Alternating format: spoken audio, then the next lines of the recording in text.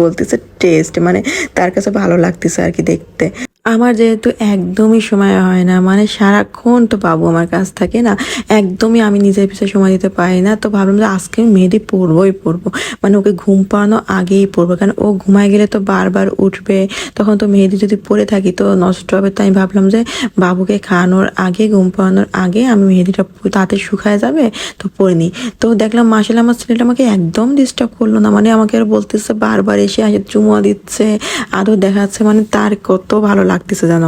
আসলে বাচ্চা যদি সাপোর্ট করে না, অনেক ভাল লাগে না, মানে সময়টা অনেক সুন্দর লাগে। আর জ্বালাতন করলে তো মিজাজ গরম হয়ে যায় একদম। তবে এই যে মিজাজ গরম, বিকেল বেলা যা হলো সেটা এখন আপনার সাথে বলি। বিকেল বেলা ও শুনছে ওর বাবা আসতেছে, ব্যাস ওকে রেডি করাইছি। সে একটু দেরি হয়েছে বলে সে চা শুরু করে, মানে অস্থির হয়ে গেছে যে কখন বেরোবে। পরে তাড়াতাড়ি আমি ওকে নিয়ে বেরোয় গেলাম, ওর বাবা আর উপরে ওঠার টাইম পেলো না, মানে তাকে